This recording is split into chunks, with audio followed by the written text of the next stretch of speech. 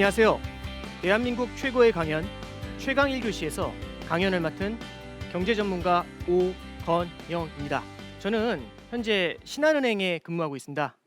글로벌 거시경제를 공부하고 금융시장 상황에 대한 리서치 혹은 컨설팅을 담당하고 있습니다. 오늘 저는 글로벌 거시경제에 대한 말씀을 좀 드려볼까 합니다. 글로벌이라는 단어도 되게 큰 느낌이잖아요.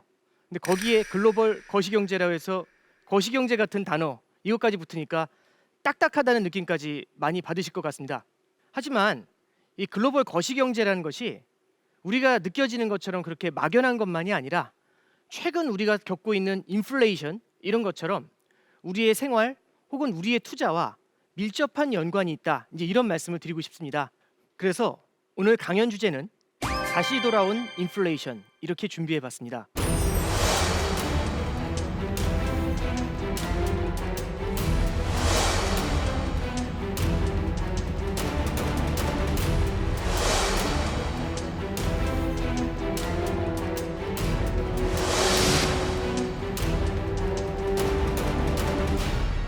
거시경제 이거 꼭 들어야 되나 이제 이런 생각이 좀 드실 수 있습니다. 그래서 첫 번째는 이 거시경제라는 게 왜 중요한 것인지, 어떻게 우리의 삶이나 우리의 투자나 우리의 비즈니스 환경이나 이런 것과 연관이 되는지 그 말씀을 먼저 터치해보고 지나갈까 합니다.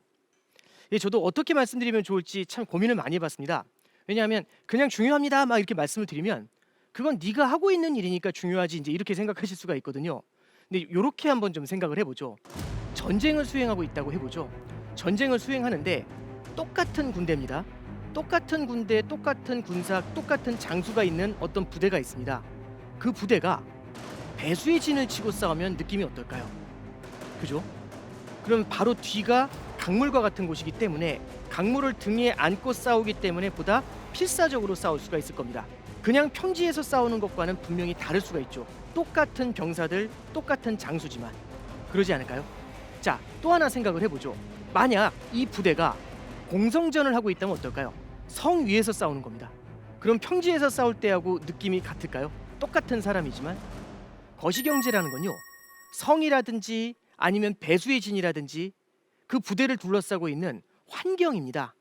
그럼 하나 여쭤보죠. 환경이라는 게 과연 중요할까요? 저는 여기까지 말씀을 드리면 중요하겠구나라는 느낌을 아마 받으셨을 거라고 생각을 합니다. 작년 말에 전국을 뜨겁게 달궜던 게 월드컵 축구죠. 저도 축구 보는 거 되게 좋아합니다. 특히 국가대표팀 축구 보는 거 굉장히 좋아하는데요. 그 축구를 보면서 우리가 승무패를 한번 예측해 보는데 배팅하고 있다고 한번 가정을 해보죠. 여기서 그러면 승무패를 예측을 할 때 가장 중요한 게 뭔지를 한번 생각해 보는 겁니다. 제일 중요한 거는 일단 어떤 선수들이 있는지가 되게 중요하겠죠. 그리고 어떤 감독님이 어떤 전략으로 운용을 하고 있는지도 굉장히 중요하겠죠. 누가 이길까요? 제가 딱 보니까 한국 국가대표팀의 구성원들이 훨씬 더 잘하는 겁니다. 해외에서 잘 뛰는 선수들도 있고요. 정말 조직력도 잘 맞고 너무너무 스피드도 좋고 정말 훌륭한 팀입니다. 그래서 여러모로 봤을 때 중동보다 우리나라 국가대표팀이 훨씬 더 잘할 것 같다라는 생각이 팍 드는 거죠. 그럼 저는 친구들과 내기를 할 때 당연히 한국이 이길 겁니다. 여기에 배팅을 할 겁니다. 그러지 않을까요? 그런데 갑자기 축구를 잘 모르는 사람입니다. 축구를 잘 모르는데 다만 한 가지, 축구장을 둘러싸고 있는 환경을 굉장히 잘 보는, 그걸 관리하는 사람이 있다고 가정을 해보죠. 그 사람이 와서 저한테 이런 조언을 해줍니다. 첫 번째 조언부터 들어볼까요? 이 얘기를 하는 겁니다. 일단 어웨이 경기예요 라고 얘기하는 거죠. 홈 경기와 어웨이 경기가 있습니다. 어디가 유리할까요? 만약에 제가 한다면 당연히 홈 경기가 유리하다고 생각하지 않을까요? 우리나라에서 하는 것과 중동 원정에서 가는 것, 어느 게 더 유리할 것 같으세요? 중동 원정보다는 우리나라에서 하는 게 훨씬 더 유리하겠죠. 그러면 어웨이 경기를 하면 굉장히 어려워질 수 있을 겁니다. 이게 첫 번째고요. 두 번째입니다. 그 중동 지역이 해발 1200m에 위치한 거죠. 그러면 선수들이 뛸 때 호흡이 되게 좀 불편하지 않을까요? 그러면 아무래도 우리 선수들이 훨씬 더 잘하지만 무언가 좀 상황이 불리할 것 같다는 생각이 들면서 어쩌면 이런 생각도 들지 않을까요? 승률이 떨어진다는 느낌을 아마 받을 수가 있을 겁니다. 슬라이드에서 보시는 것처럼 해발 높은 곳에서 어웨이 경기를 하고 악천 후에 10만 관중이 일방적인 응원을 합니다. 그러면 무조건 이긴다 이렇게 생각을 했다가 갑자기 말이 바뀝니다. 뭐라고 바뀐 줄 아세요? 이길 수 있을까? 그렇죠. 그러면 무언가 과감한 베팅을 하려고 할 때 무언가 생각이 조금 바뀔 수가 있겠죠. 자, 하나만 여쭤보겠습니다. 어웨이 경기라면 무조건 지나요? 어웨이 경기라면 이기나요? 그건 알 수가 없습니다. 다만 유불리는 알 수가 있죠. 승패가 무엇인지는 알 수 없지만 유불리는 무언가 알 수 있습니다. 물론 유리하다고 무조건 이기는 건 아니고 불리하다고 무조건 지는 건 아닐 겁니다. 굉장히 압도적으로 잘하는 팀이면 어려운 어웨이 경기에서도 이길 수가 있겠죠. 제가 드리고 싶은 말씀은요. 기업이라든지 기업의 실적 혹은 비즈니스 모델 이런 것들 분명히 중요합니다. 그게 매우 중요한 건 맞지만 그런 기업이 어떤 환경 속에서 이런 비즈니스를 하는지 어떤 환경 내에서 실적을 내고 있는지 이런 걸 환경을 같이 감안하면서 바라볼 필요가 있다. 이제 이런 말씀을 좀 드리는 겁니다. 그럼 당연히 우리가 무언가 투자를 할 때 중요하지 않을까요? 한번 직관적으로 생각해 보시죠. 금리가 높을 때 유리한 기업, 금리가 낮을 때 유리한 기업이 있지 않을까요? 물가가 높을 때 유리한 기업, 물가가 낮을 때 유리한 기업 이런 기업들이 있지 않을까요? 그죠? 환율이 높을 때 유리한 기업, 환율이 낮을 때 유리한 기업 이런 것들이 있지 않을까요? 그럼 만약에 우리가 무언가 투자를 한다든지 비즈니스를 진행한다고 할 때 불리할 때 하는 것보다는 유리할 때 진행하는 게 조금 더 낫지 않을까요? 여기까지 들어보시면 이 거시경제라는 게 무언가 우리가 투자를 진행할 때 좀 필요하지 않겠나라는 생각이 어렴풋하게나마 드시지 않을까 이제 그런 생각을 해봅니다. 자, 다른 요인들도 한번 살펴보시죠. 두 번째로 지금 슬라이드를 보시면 무언가 어항이 있습니다. 그리고 어항이 깨져 있는 모습이죠. 저 어렸을 때 그때 아마 집집마다 수족관, 물고기 키우는 그 붐이 있었던 것 같습니다. 저희 집에도 이제 수족관이 있어서 그때 열대어를 키웠었는데 어린 마음에 열대어를 보면 항상 어떤 생각이 드냐면 상어처럼 생기고 좀 크고 날렵하고 막 돌아다니는 그런 물고기를 굉장히 좋아했던 것 같아요. 저는 그 상어처럼 생긴 굉장히 빠르게 움직이는 그 물고기가 무조건 제일 많이 살아남는다 이렇게 생각하면서 그 물고기에 투자를 했을 겁니다. 그러지 않을까요? 무언가 압도적인 수익 모델을 갖고 있는 그런 기업에 투자하는 것과 되게 비슷한 느낌일 겁니다. 그런데요, 평소에는 큰 문제가 안 됩니다. 근데 만약에 어항이 깨지면 어떻게 될까요? 어항이 깨져서 물고기가 다 쏟아져 나옵니다. 그러면 그 상어처럼 생긴 그 강력한 물고기와 그렇지 않은 물고기들 다 어떻게 될까요? 아마 다 같이 죽지 않을까요? 거시경제 환경이 갑자기 큰 위기에 처했을 때는요, 무차별하게 그 불황이 한꺼번에 모두에게 닥쳐듭니다. 그러면 아무리 강한 기업이라고 해도 굉장히 힘든 여건에 처하게 되지 않을까요? 무슨 소설 같은 얘기냐 이렇게 생각되실 수 있겠지만 이렇게 거시경제라는 어항이 깨졌을 때가 있었습니다. 그게 언제였냐면 2008년도에 글로벌 금융위기입니다. 그때 얘기를 잠시 해드리죠. 2008년도 날짜도 기억합니다. 9월 15일이었죠. 그때 이제 미국의 굉장히 큰 투자은행입니다. 리먼 브러더스가 파산을 하죠. 그러면서 리먼 브러더스뿐만 아니라 미국에 있는 굉장히 큰 은행들도 다 파산할지도 모른다라는 그런 두려움이 금융시장 전체에 엄습을 하게 됩니다. 그러면 서로 누가 죽을지 알 수가 없어요. 언제 죽을지. 그럼 서로가 서로를 믿지 못하죠. 금융에서 제일 중요한 건 신뢰입니다. 신뢰가 있어야 서로 믿고 돈을 빌려주잖아요. 은행들끼리도 서로를 믿지 못하니까 실물경제, 금융시장에 돈이 돌지 못하는 겁니다. 돈은 자본주의 경제에 있어서의 돈은 사람의 인체로 따지면은 혈액과 같습니다. 혈액이 안 돌면 어떨까요? 실제 몸에 혈액이 돌지 않으면 혈액이 안 도니까 그냥 쿵 쓰러져서 죽겠죠. 자본주의 경제에 있어서의 금융기관은요, 사람의 인체로 따지면 심장과 같습니다. 심장이 멈춰버리면 온몸에 혈액이 돌지 않겠죠. 마찬가지입니다. 금융이기 때문에 금융시장과 실물경제에 돈이 돌질 않습니다. 돈이 돌지 않으니까 쿵 하고 쓰러지죠. 그래서 나타났던 게 돈경색이죠. 돈을 신용이라고 합니다. 그래서 금융위기 당시에 신용경색이라는 게 나타났던 겁니다. 신용경색이 심해지게 되면 어떻게 되냐면 은행들은 내가 살기에 바쁘죠. 그러면 은행이 살아남기 위해서 가장 중요한 건 현금을 보유하고 있어야 될 겁니다. 그럼 현금 보유? 어떻게 하면 현금 보유를 할 수 있을까요? 아마 이 미국에 있는 대형 은행들이 해외에 투자해 놨던 자산들이 굉장히 많을 겁니다. 현금을 많이 갖고 있어야 되면 어떻게 해야 될까요? 해외에 투자했던 자산들을 모두 다 팔고 돌아와야 되지 않을까요? 그걸 현금으로 바꿔서 해보겠습니다. 이렇게 되는 겁니다. 우리나라에 투자한 게 있다고 한번 가정해 보죠. 우리나라에 투자했던 주식, 채권, 부동산 이런 걸 모두 다 팝니다. 그죠? 이런 것들을 많이 팔면은 우리나라 주가도 떨어질 거고 부동산 가격도 큰 폭으로 떨어지게 될 겁니다. 그러면 우리나라에서 이런 자산들을 모두 팔고 나면 뭐가 떨어질까요? 원화를 받겠죠. 한국 원화로 남을 거지 않습니까? 그 원화를 모두 팔고 달러를 사서 튀어나와야 될 겁니다. 그럼 우리나라에서는 어떤 일이 벌어지냐면 주가가 큰 폭으로 하락하겠죠. 그리고 달러가 엄청나게 강해지면서 원달러 환율이 하늘로 튈 겁니다. 그래서 금융위기 당시에 원달러 환율이 1,600원을 넘었던 적이 있습니다. 그래서 이렇게 우리나라에서 돈이 빠져나와서 한국 이제 그 미국 본국으로 회귀가 됩니다. 그때 우리나라에서 얘기한 거죠. 아니 이렇게 좋은 부동산을 왜 팔고 나가냐? 중요한 건요. 지금 이 부동산이 좋은지 주식이 좋은지 그거 볼 때가 아닙니다. 왜? 살아남기 위해서는요. 이걸 팔고 현금을 무조건 확보해야 되죠. 맞습니다. 이렇게 어항이 깨지면 금융위기 때문에 금융 시스템 자체가 무너지지 않습니까? 그럼 모두가 각자도생입니다. 현금을 확보하는 데 혈안이 되게 되겠죠.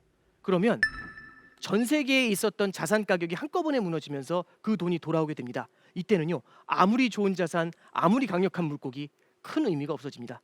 그게 금융위기를 기억하는 저의 생각입니다. 지금 차트를 한번 잠깐 보시죠. 90년대 이후에 미국의 기준금리와 소비자 물가지수를 나타낸 그래프입니다. 파란색 선이 미국의 기준금리죠. 미국의 중앙은행이 올리고 내리고 하는 기준금리입니다. 그리고 빨간색 선이 90년도 이후 지금까지의 미국의 소비자 물가지수를 나타내고 있습니다. 그죠? 자, 보시면 맨 끝쪽에 최근으로 와보시면은 소비자 물가지수 빨간 선이 급격하게 올라가는 걸 보실 수 있죠. 물론 최근에 조금 꼬리를 말고 내려오지만 그 앞에 있었던 빨간 선보다도 훨씬 더 높은 위치에 있다는 걸 우리는 볼 수가 있습니다. 그걸 따라가지고 파란색 선이죠. 미국의 기준금리가 빠르게 올라가고 있는 것을 보실 수가 있습니다.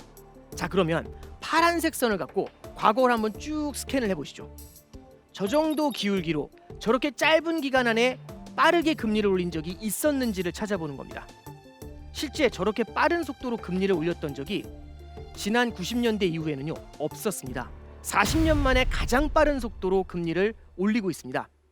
그러면 금리가 올라가는 건 저한테만 올라가는 게 아니라 우리 모두가 이 금리 인상을 같이 만나고 있습니다. 그럼 동일한 영향이겠지만 그걸 받아들이는 경제 주체의 체력마다 다 다르겠죠. 아마도 약한 고리가 먼저 무너져 내리게 될 겁니다. 그 약한 고리가 무엇인가 하면 지금 샘플 하나 보여드리죠. 최근 언론을 떠들썩하게 했던 SVB 실리콘밸리 은행입니다. 이 실리콘밸리 은행은요. 실리콘밸리에 있는 IT 벤처 기업을 대상으로 한 은행입니다. 그래서 이 IT 벤처 기업들이 대부분 다 은행의 고객들이다 보니까 이쪽을 대상으로 해서 예금을 받거나 대출을 해주게 됩니다. 2020년도, 2021년도를 한번 보죠. 그때 당시에 전 세계적으로 벤처 붐이 불었고 IT 쪽으로 굉장히 많은 돈이 흘러갔습니다. 그래서 그런 얘기도 있었죠. 코로나가 4차 산업혁명을 앞당겼다 이런 얘기들도 굉장히 많이 돌았었습니다. 그리고 이제 혹시 기억하실지 모르겠는데 코로나 사태 때문에 굉장히 어려웠던 경제였지 않습니까? 근데 미국에서도 그렇고 전 세계적으로 강한 부양책이 나옵니다. 사람들이 코로나 때문에 격리가 돼서 집 밖으로 나오진 못하지만 줌 회의 같은 거를 많이 하게 되잖아요. 그럼 어떻게 했을까요? 노트북을 하나씩 사지 않았을까요?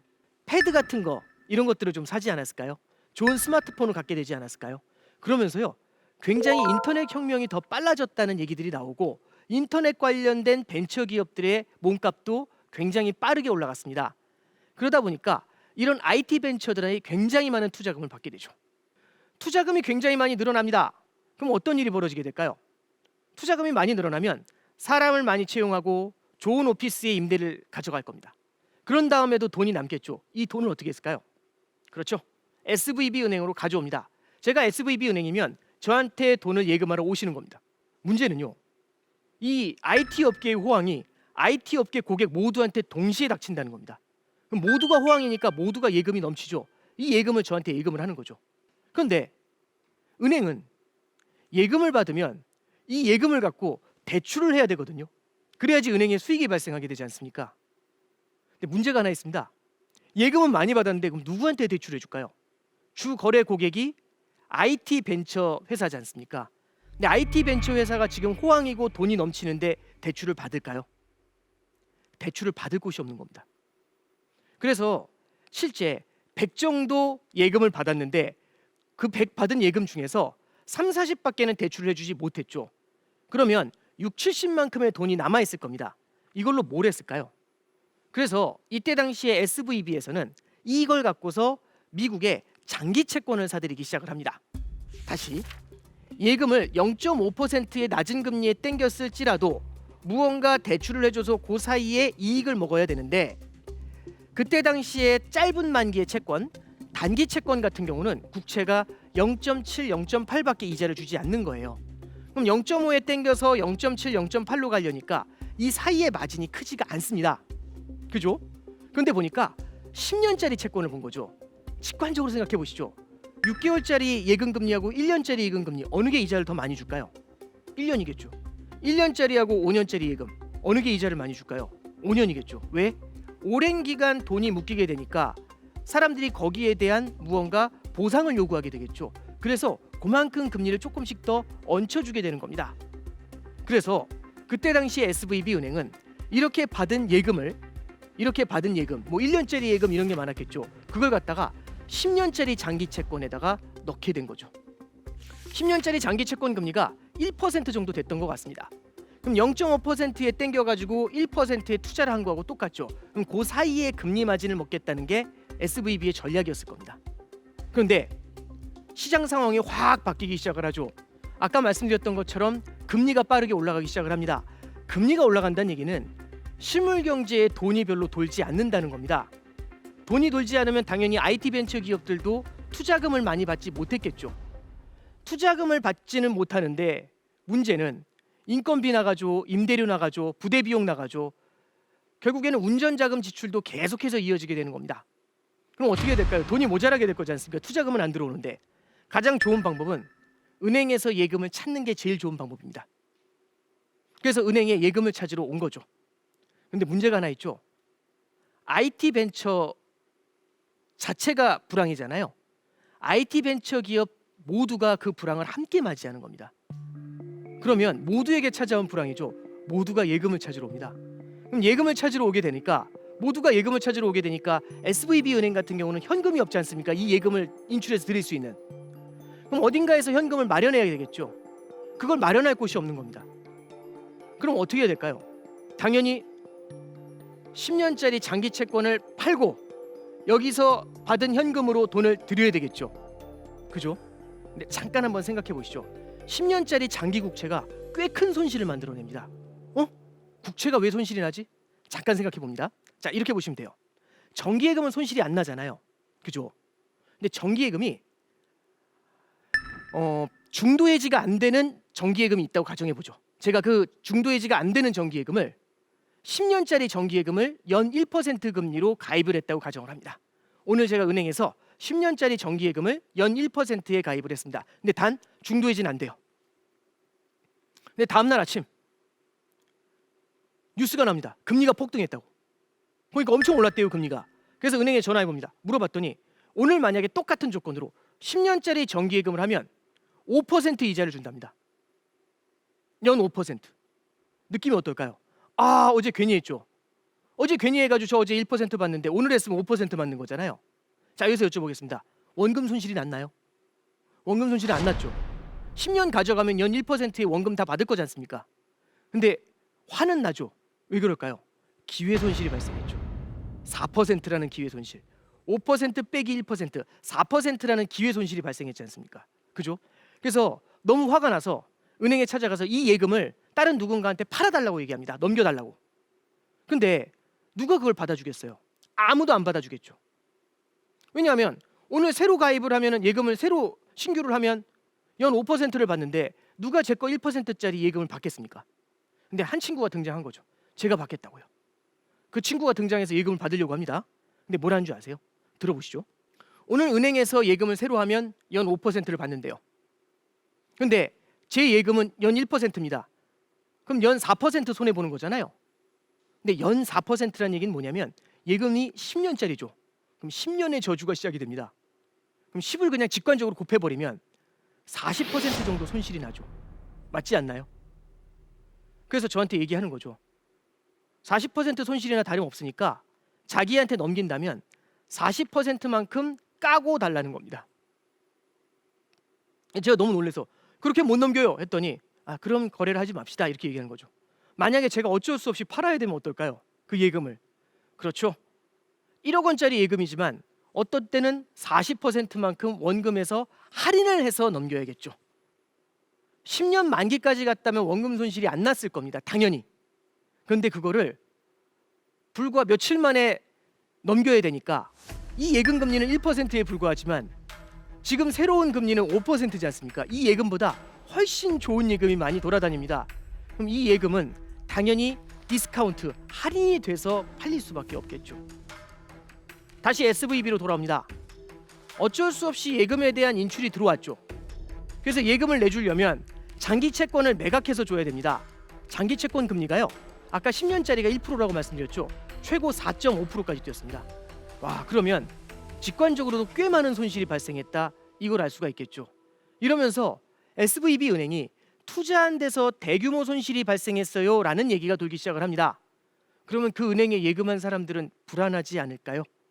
예, 그러면 그 예금에서 빠른 속도의 예금 인출이 나타나게 되는 겁니다. 예, 이게 이제 SVB를 무너뜨렸던 가장 근본적인 원인이 아니었는가, 이제 그렇게 볼 수 있겠죠. 근본적인 원인이라고 말씀을 드렸는데요. 결국엔 그 근본적인 원인의 핵심에는 뭐가 존재하죠? 금리가 너무 빠르게 올랐다는 거죠. 오르지 않던 금리가 너무 가파르게 상승한 겁니다. 자, 미국의 SVB 케이스를 말씀드렸는데 우리나라 케이스를 한번 볼까요? 우리나라에도 이런 비슷한 일이 있었습니다. 우리 모두가 아픔으로 기억을 하고 있죠. IMF 외환위기 97년도 얘기를 잠깐 해드려 보겠습니다. 당시 이제 우리나라는 일본하고 수출 경쟁을 하고 있었죠. 그러면 일본하고 수출 경쟁을 할 때 원화하고 엔화의 가치가 되게 중요했을 겁니다. 엔화가 만약에 비싸다면 어떨까요? 일본 물건이 우리나라 물건보다 비싸질 겁니다. 그럼 일본보다 우리가 가격 경쟁력이 높으니까 수출이 더 잘 됐겠죠. 맞나요? 자, 보시면 차트에는 85년도부터 90년대 후반까지 달러엔 환율이 나와 있습니다. 1달러에 몇 엔인가, 그걸 그려놓은 환율 차트거든요. 85년도 초로 가보시면요, 파란색 선이 1달러에 260엔 정도를 가리키고 있는 걸 보실 수가 있습니다. 1달러짜리 물건을 살 때 1달러짜리 물건을 살 때 260개의 엔을 줘야 되는 거고요. 미국 사람들 입장에서는 260엔짜리를 수입할 수 있죠. 1달러만 줘도. 그러면 굉장히 많은 물건을 1달러를 주고 사올 수 있죠. 엔화가 약세고 일본 물건의 가격이 굉장히 싼 겁니다. 그럼 일본 수출이 굉장히 잘 됐겠죠. 근데 1980년대 중반 이후에 미국의 자동차 산업이 무너지면서 미국 경제가 안 좋아지기 시작을 하죠. 그래서 한번 살펴본 겁니다. 뭐가 문제냐라고 해서 보니까 일본의 엔화가 약해서 일본 자동차가 싼 가격에 너무 경쟁력 있게 잘 팔린 거죠. 그래서 1985년도 9월 달에 플라자 합의라는 게 일어납니다. 그 플라자 합의에서는요, 일본 엔화가 너무 약하니까 이 엔화를 절상시켜라, 엔화 가치를 높여라라는 그런 합의를 하게 됩니다. 그래서 그 이후에 보시면 85년 9월 이후에 저 파란색 선이 우르르 무너져 내려오는 게 보이시죠? 1달러에 260엔 하던 엔화 환율이요, 그때부터 쭉 밀려 내려옵니다. 그래서 어디까지 내려오냐면 10년이 지난 1995년도 4월에 1달러에 80엔 정도까지 훅 밀려 내려오기 시작을 하죠. 다시 봅니다. 1달러에 260엔이었습니다. 그게 1달러에 80엔으로 환율이 내려왔죠. 환율이 내려왔다는 얘기는 옛날엔 1달러짜리 물건을 살 때 260개의 엔을 줘야 됐지만, 그렇게 많은 엔을 줘야 됐지만 이제는 80개의 엔만 있어도 1달러를 살 수 있는 겁니다. 엔화가 강해진 거죠. 그래서 제가 그래프상에다가 빨간 선으로 쭉 밑으로 그려놨죠. 빨간 선이 밑으로 가리키게 된다는 얘기는 무슨 뜻이냐면 엔화가 매우 강해지고 있다, 이 얘기로 보시면 됩니다. 미국 사람 입장에서 생각해 보겠습니다. 1달러짜리 물건을, 자, 260엔을 1달러를 주고 살 수 있죠. 260엔에 해당되는 물건을. 근데 이제는 1달러를 주면 80엔짜리 물건밖에 못 사는 겁니다. 그럼 일본의 물건 가격이 굉장히 비싸졌죠. 그럼 일본 물건이 비싸다는 생각을 하게 될 겁니다. 그럼 상대적으로 어떤 물건이 싸 보일까요? 한국 물건이 좀 싸 보이지 않을까요? 그래서 엔화가 저렇게 무한대로 강세를 갈 때 10년간 엔화가 강세를 보이잖아요. 이럴 때 우리나라 수출이 굉장히 좋아졌을 겁니다. 그래서 90년대 초중반에 우리나라 수출이 빠르게 개선이 될 때가 있었죠. 근데 문제가 생기죠. 어떤 문제가 생겼을까요? 1995년도 1월 17일 날 일본은 큰 사건을 겪습니다. 고베 대지진이라는 거거든요. 오사카 옆에 있는 고베라는 도시가 크게 흔들리게 됩니다. 그러면서 일본에서는 큰일이 벌어지는데 어떤 일이 벌어지냐? 일본에 있는 보험사들은 이미 일본은 옛날부터 제로금리에 들어가 있었기 때문에 받은 보험료를 갖고 해외 투자를 하고 있었어요. 보험료를 받아서 조금 더 불려가지고 나중에 보험금을 들이면 되는데 지금 일본 내에는 금리가 너무 낮아서 이걸 굴릴 수가 없잖아요. 그래서 해외에서 투자를 하고 있었던 겁니다. 근데 고베 대지진이 딱 터진 다음에 어떤 일이 벌어졌을까요? 보험사들이 당연히 꽤 많은 보험금을 지급을 해야 되잖아요. 근데 다 투자가 해외에 돼 있습니다. 그래서 어떻게 했냐면 해외에 있는 자산을 팔고 그렇게 받은 달러를 팔고 엔화를 사서 돌아온 거죠. 그럼 달러를 팔고 엔화를 삽니다. 달러를 마구 팔고 엔화를 마구 사들이면 어떻게 될까요? 엔화 가치가 뛰어오르겠죠. 엔화 가치가 뛴다는 얘기는 저 파란색 그래프가 더 밑으로 내려간다는 겁니다. 그래서 1995년 4월 달에 1달러에 80엔까지 굉장히 깊은 레벨까지 엔화가 강해졌던 거죠. 그러자 일본이 이렇게 얘기를 하는 겁니다. 어느 나라나 두 가지로 성장합니다. 수출이 아니면 내수로 성장해야 되거든요. 근데 지진도 나고 버블 붕괴 때문에 내수는 굉장히 힘듭니다. 근데 엔화가 너무 강하죠. 슈퍼엔고입니다. 엔화가 너무 강하니까 수출도 안 되죠. 그럼 내수 수출이 다 안 되는 겁니다. 그래서 1995년도 4월에 일본이 G7에서 새로운 협의를 하게 됩니다. 그래서 전 세계 국가들이 과도한 엔화가 너무 과도하게 강세로 가는 걸 방지하는 협약을 해주죠. 그러면서 엔화 환율이요 1달러에 80엔 하던 게 3년 후에는요 1달러에 150엔까지 뒤집어지게 됩니다. 엔화가 갑자기 약해지는 거죠. 빨간색 선으로 제가 우상향을 그렸죠. 95년 이후에. 그때부터 엔화가 본격적으로 약해진 겁니다. 그러면 1달러에 80엔 하던 게 1달러에 150엔 하면 어떨까요? 엔화가 2배 약해진 거죠, 거의. 그러면 우리나라는 엔화가 계속 강해질 거라고 생각을 하고 설비 투자도 늘리고 기업들이 전격적으로 사업을 많이 하려고 확장을 했습니다. 확장을 하기 위한 돈이 필요하겠죠. 돈을 빌려서 사업을 확장했는데 갑자기 엔화가 10년 동안 강했던 엔화가 갑자기 약해지는 겁니다. 빠른 속도로. 그럼 어떤 일이 벌어질까요? 빚내서 사업을 늘려놨는데 장사가 안 되기 시작하죠. 다시 장사가 안 되는 것도 무섭지만 빚을 낸 것도 무섭겠죠. 그래서 이때 당시에 엔화 가치가 반대로 확 돌아선 것들, 이런 것들이 외환 위기에 단초를 제공했다라고 얘기하는 사람들도 있습니다. 무언가 여기까지 보시면 거시경제 환경이 되게 중요하다 이런 생각이 좀 들지 않으시나요? 그럼 이제 이 질문이 나올 겁니다. 좋다. 옛날 얘기 많이 해줘도 좋은데 지금은 그러면 가장 어려운 거시경제 환경이 뭐냐? 이 말씀 좀 드려보겠습니다. 지금은요. 삼고라는 말씀으로 정리를 할 수 있을 겁니다. 삼고는 세 가지가 높다는 얘기죠. 그 세 가지에는요. 첫 번째는 고물가가 들어갑니다. 두 번째는 고금리가 들어가죠. 세 번째는 고환율입니다. 그래서 고물가, 고금리, 고환율이 삼고를 만드는 거죠. 세 가지가 높다는 뜻입니다. 미국의 물가가 지금 이례적으로 높은 수준으로 치솟았습니다. 40년 만에 가장 높은 수준으로 미국의 물가가 치솟았다고 합니다. 그래프에서 보시는 것처럼 미국 소비자 물가지수가요. 지난해 6월 달에 9.1%까지 치솟았습니다. 이건 40년 만에 가장 높은 수준이죠. 자, 미국의 물가가 높아집니다. 물가가 높아지잖아요. 이 물가를 잡기 위해서 금리를 필연적으로 올려야 됩니다. 왜 그런지 잠깐 말씀드려보죠. 이렇게 생각해 보는 겁니다.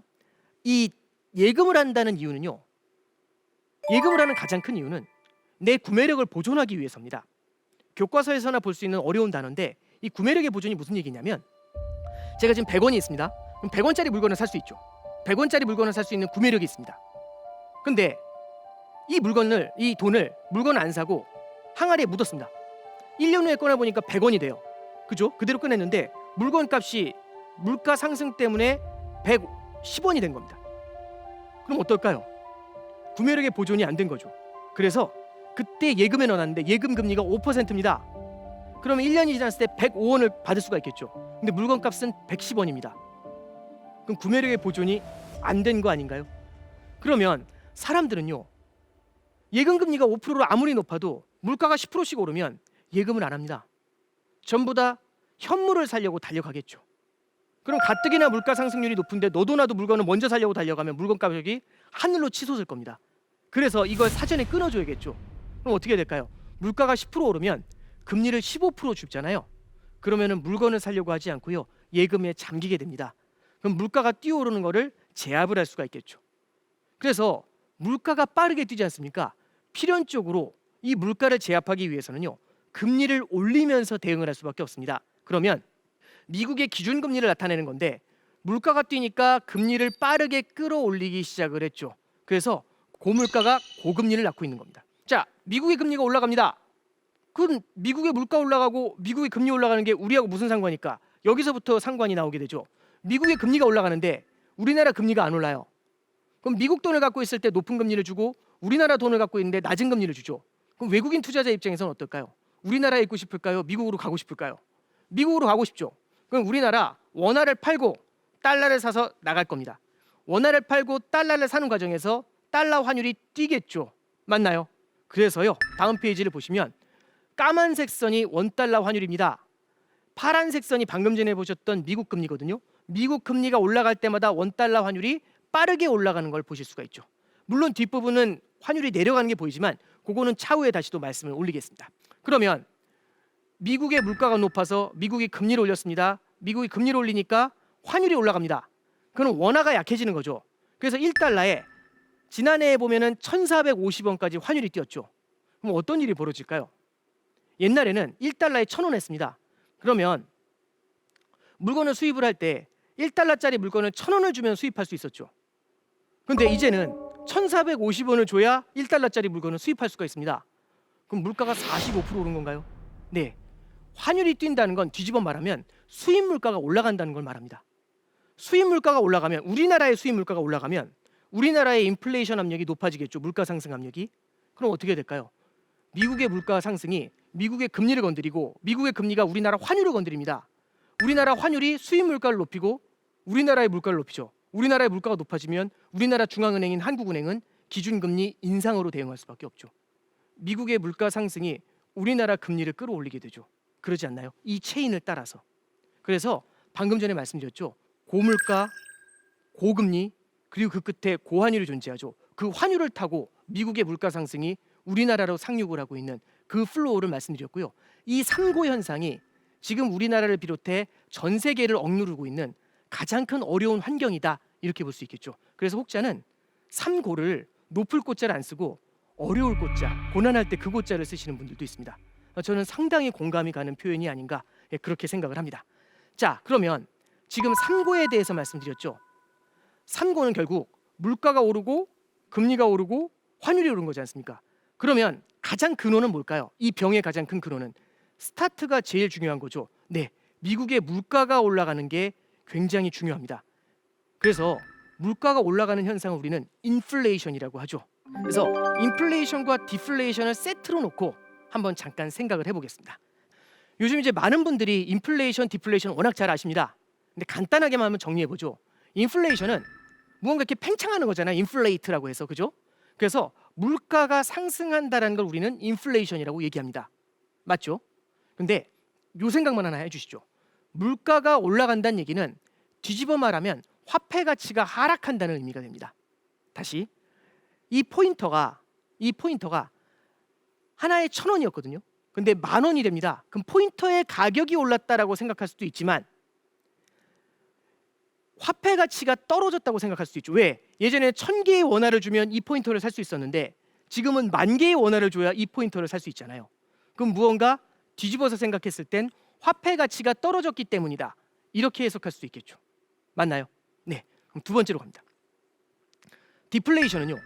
물가가 하락하는 현상이죠. 그렇죠? 그러면 물가가 하락한다고도 볼 수 있지만 뒤집어 말하면 화폐 가치가 상승한다고 볼 수 있지 않을까요? 예를 들어서 이게 1,000원짜리였는데 100원이 됩니다. 옛날에는 1,000개의 원화를 줘야 이 포인터를 살 수 있었는데 이제는 100개의 원화만 줘도 이 포인터를 살 수 있죠. 그럼 디플레이션은 원화 가치가 올랐다라고 해석할 수도 있는 거 아닐까요? 네, 다시 한번 정리합니다. 인플레이션이라는 건요. 물가가 올라가는 걸 말하고 디플레이션은 물가가 하락하는 걸 말합니다. 그죠? 그거는 각각 인플레이션이라는 건 화폐 가치의 하락을 말하고요. 디플레이션은 화폐 가치의 상승을 가리킵니다. 이렇게 정리 한번 했잖아요. 하나 좀 유치한 질문을 드려보죠. 인플레가 좋을까요? 디플레가 좋을까요? 굉장히 어려운 질문입니다. 근데 보통 일반적으로는요. 이런 생각이 들어요. 물가가 내려가는 게 좋지 않을까요? 무언가 싸게 물건을 살 수 있잖아요. 그래서 디플레이션이요 이런 얘기가 나와요 보통. 근데 바로 어떤 분들은 이런 생각이 들죠. 일본이 디플레이션 때문에 굉장히 힘든데요? 이 얘기를 들은 적이 있다는 거죠. 그러면 아니 디플레이션 되게 안 좋댔어. 오히려 인플레이션이 좋을 수 있어. 이걸 가지고 굉장히 많이 싸우게 됩니다. 그런데요. 인플레이션, 디플레이션 뭐가 좋은지를 따지기 전에 인플레이션 내에서도요. 좋은 인플레이션이 있고 나쁜 인플레이션이 있습니다. 디플레이션 내에서도요. 좋은 디플레이션이 있고 나쁜 디플레이션이 있습니다. 그 개념을 먼저 터치를 하고 진행을 해보죠. 자 보시겠습니다. 좋은 인플레이션 대 나쁜 인플레이션이죠. 인플레이션이 인플레이션인지 좋은 게 뭐냐 이제 이렇게 생각하실 수 있는데요. 잠깐 한번 보시겠습니다. 자, 우리나라 실물 경기가 엄청나게 좋습니다. 실물 경기가 너무너무 좋으면 어떤 일이 벌어지게 될까요? 많은 사람들이 채용이 되겠죠. 그러면서 월급을 많이 받게 될 겁니다. 월급을 많이 받으면 소득이 늘어나겠죠. 소득이 늘어나면 물건을 더 많이 사는 수요가 늘어나게 될 겁니다. 너도 나도 물건을 사려고 하면 물가가 올라가겠죠. 그러지 않을까요? 인플레이션의 선순환이 이렇게 돌아가게 됩니다. 인플레이션은 안 좋다고 했는데 왜 이게 좋은 것처럼 보이지? 이게 좋은 인플레이션입니다. 경기가 좋아서 수요가 탄탄해지면서 물가를 땡기는 겁니다. 수요가 강해지는 만큼 소득이 늘어나는 만큼 물가가 조금씩 오르는 거죠. 이런 인플레이션은 아주 양호합니다. 그냥 사람의 몸으로 비유를 해보면 인플레이션이라는 건 몸무게가 늘어나는 걸 말합니다. 몸무게가 늘어난다고 하면 다들 싫어하잖아요. 근데 이런 케이스가 있죠. 키가 빠르게 큽니다. 근데 몸무게가 안 늘어요. 그럼 잘못 걸리면 키 190에 40kg 이런 게 나타날 수 있죠. 이런 케이스가 되면 이건 좀 보기 안 좋지 않을까요? 키가 성장하는 만큼 경제가 빠르게 성장하는 만큼 거기에 보조를 맞춰서 완만하게 물가가 올라가는 건 좋겠죠. 잠시만 생각해 봅니다. 물가가 올라간다는 건 화폐 가치가 떨어지는 걸 말하죠. 화폐 가치가 떨어진다면 이 화폐를 관장하는 중앙은행은 굉장히 싫겠죠. 한국은행 입장에서는 굉장히 싫은 얘기일 겁니다. 그런데도요. 한국은행에서도 이 얘기는 합니다. 완만한 경제 성장을 커버할 정도의 안정적인 온건한 인플레이션 이 정도는 괜찮다라고 생각하는 인플레이션이 있는 거죠. 키가 크는 만큼 몸무게가 조금씩 늘어나는 건 용인할 수 있다는 거죠. 괜찮다는 겁니다. 그래서 한국은행을 비롯한 글로벌 중앙은행들은 대부분 연 2% 정도씩 상승을 하는 마일드한 인플레이션에 대해서는 굿이라고 얘기를 해주고 있습니다. 이게 대표적으로 좋은 인플레이션, 착한 인플레이션 이렇게 생각해 볼 수 있겠죠. 그러면 좋은 인플레이션이 있다면 당연히 나쁜 인플레이션이 존재하겠죠. 나쁜 인플레이션 한번 보실까요? 보시겠습니다. 중동에서 전쟁이 납니다. 중동에서 전쟁이 나니까 원유 수급이 안 돼요. 그러면 원유의 공급이 안 되니까 유가가 큰 폭으로 폭등하지 않았을까요? 자, 유가는 그러니까 석유라는 건 모든 산업에 들어가는 원료가 되지 않습니까? 그러면 기업들 입장에서는 원가가 기업에서 물건을 만들 때 제품에 대한 원가가 큰 폭으로 폭등을 하게 될 겁니다. 맞죠? 자, 어느 기업이든지 벌어들인 장사를 해서 벌어들인 매출이 있을 겁니다. 그 매출에서 비용을 차감하면 순이익이 나게 되겠죠. 이 순이익이 결국엔 핵심입니다. 순이익이 많을수록 기업들은 이 현금을 갖고 또 투자를 해서 실물 경제를 끌어올리게 되겠죠. 근데 방금 말씀드린 것처럼 비용이 너무 크게 는 거죠.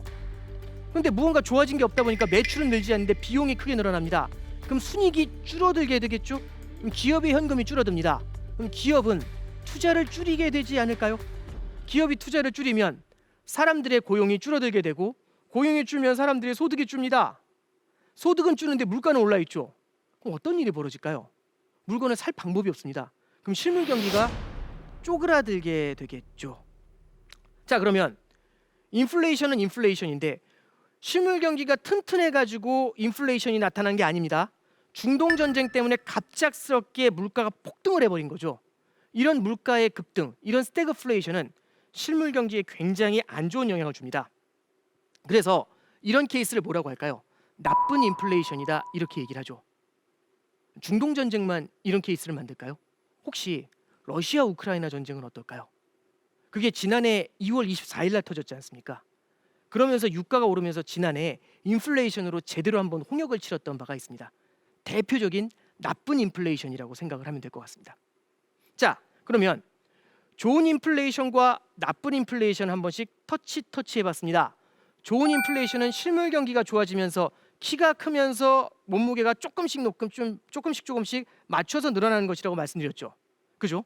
나쁜 인플레이션은 중동 전쟁이나 러시아 우크라이나 전쟁이 딱 터지면서 원료 가격이 급등을 하게 되고 이게 실물 경제를 짓눌러 버리는 거죠. 물가는 오르지만 성장이 주저앉는 이른바 스태그플레이션의 그림을 보여주는 게 나쁜 인플레이션의 전형이다. 이렇게 말씀드렸습니다. 그럼 좋은 인플레이션, 나쁜 인플레이션을 짚어봤죠. 그럼 이번엔 디플레이션으로 가보겠습니다. 좋은 것, 나쁜 것, 그리고 하나가 더가 무서운 게 있습니다. 일단 우리는 물가가 내려가면 좋겠다는 생각을 되게 많이 하죠. 왜? 일단 생활고가 사라지지 않습니까? 너무 힘든데 물건값이 너무 비싸서 그러지 않나요? 근데 실제로 물건의 가격이 내려가잖아요. 가격이 내려가면 사람들이 더 많이 사려고 할 겁니다. 한번 해볼까요? 제가 이 포인터를 10만 원에 팝니다. 이렇게 합니다. 그럼 아무도 안 사요. 근데 제가 이 포인터 100원에 모십니다 하면 주머니에 손 들어가죠. 잠시만요. 그러니까 가격이 내려가면 그 순간 수요가 확 늘어납니다. 이게 되게 중요한 포인트입니다. 가격이 내려가면 수요가 늘어나게 되죠. 그럼 그만큼 물건을 더 많이 팔 수가 있을 겁니다. 그죠? 근데 가격이 내려가면 기업이 그러면 이익이 안 나잖아요. 싸게 파니까. 그게 아니라 이 물건의 가격이 저렴해지는 원리가 있죠. 어떤 원리가 있냐면 첫 번째는요. 기술 혁신입니다. 기술이 너무 좋아지는 거죠. 제가 뭐 정확한 기억인지 모르지만 제가 어렸을 때 저희 어머니께서 첫 번째로 사준 컴퓨터가 그 알라딘이라는 컴퓨터가 있었어요. 그 옛날 컴퓨터 모델인데 그 컴퓨터 되게 느렸거든요. 지금 컴퓨터하고 비교해 보면 그 컴퓨터가 그때 당시 돈으로 거의 이렇게 저렇게 해서 7, 80만 원 했던 것 같습니다. 근데 그게 90년대 초반이거든요. 90년대 초반에 7, 80만 원이면 적은 돈은 아니지 않나요? 근데 지금 보면 컴퓨터 좋은 것들 100만 원짜리 컴퓨터도 그거보다는 성능이 훨씬 더 좋지 않나요?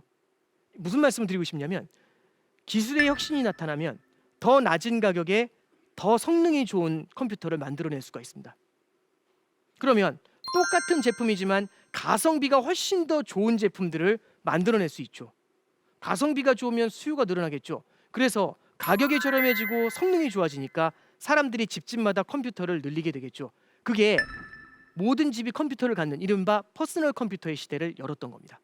자, 요거를 조금만 더 가져와 보죠. 글로벌 교역이 일어난다고 가정해 봅니다. A 국가하고 B 국가가 교역을 해요. A 국가는 핸드폰을 잘 만듭니다. B 국가는 자동차를 잘 만듭니다. 각각에서 엣지를 갖고 있어요. A 국가가 핸드폰을 만들고 B 국가가 자동차를 만드니까 서로 교역을 합니다. 그러면 A 국가 사람들은 B 국가의 강력하고 엣지 있는 그 자동차 생산 기술을 갖고서 아주 좋은 자동차를 가성비 있게 살 수가 있죠. 그럼 그만큼 시장이 확 늘어나게 됩니다. 그래서 교역이 시작되면 경쟁력 있는 가성비 있는 제품이 우리나라로 유입이 되면서 우리나라가 그만큼의 수요가 늘어나게 되죠. 그럼 B 국가는 더 많은 자동차를 만들겠죠. 수요가 늘어났으니까. 그럼 그만큼 성장이 더 일어날 겁니다. 여기 보시면요. 실물 경기가 되게 안 좋습니다. 경기 침체가 찾아온 거죠. 경기 침체가 찾아오면 어떻게 될까요? 사람들이 회사에서 해고를 당할 수 있습니다. 그러면 해고를 당하게 되면 사람들의 소득이 줄어들게 되겠죠. 그럼 그만큼 소비를 많이 할 수가 없을 겁니다. 그럼 수요가 줄어들게 되지 않습니까? 수요가 줄어들게 되면 공급은 있는데 수요가 줄어들게 되면 가격이 떨어지게 되겠죠.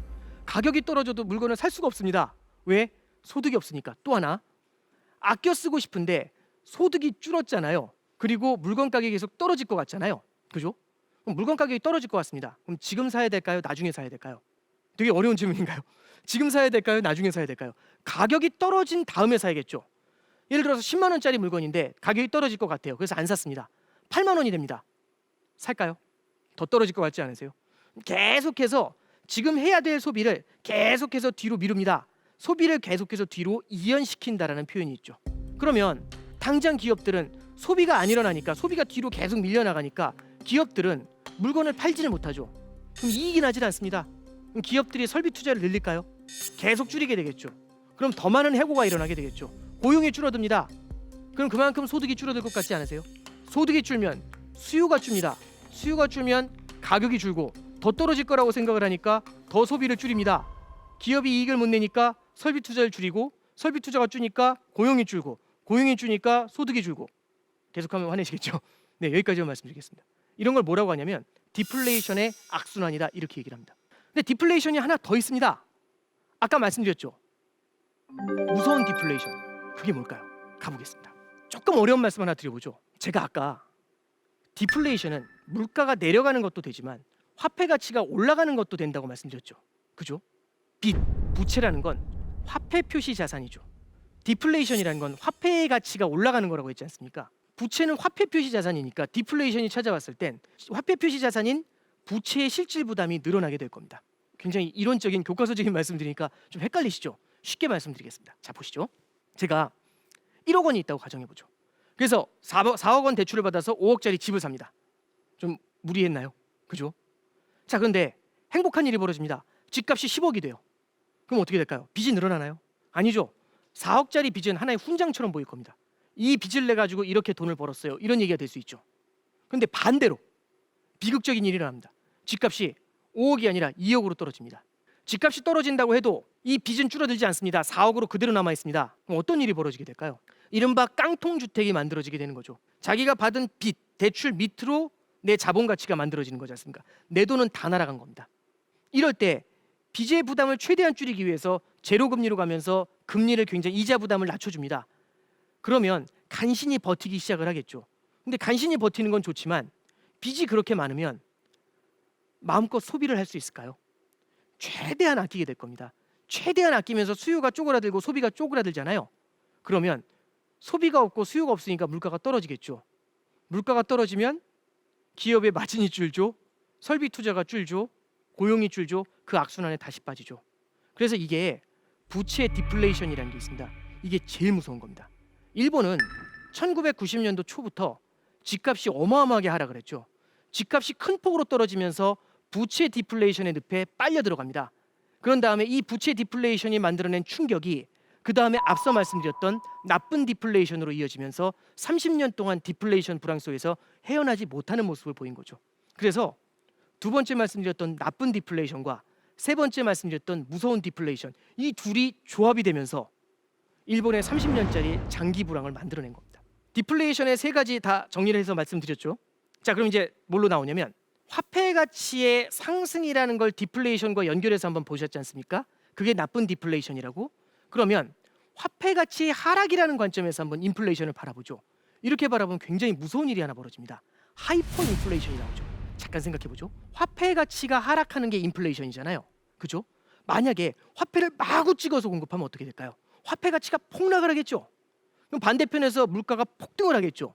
그 물가의 폭등을 우리는 뭐라고 하냐면 그냥 인플레이션으로 안 되고 앞에 하이퍼라는 단어가 붙습니다. 대표적인 케이스가 독일 바이마르 공화국이죠. 굉장히 많은 외채를 갖고 있었죠. 전쟁에서 패전한 다음에 1차 세계대전 이후에 패전하고서 굉장히 많은 전쟁 빚이 생깁니다.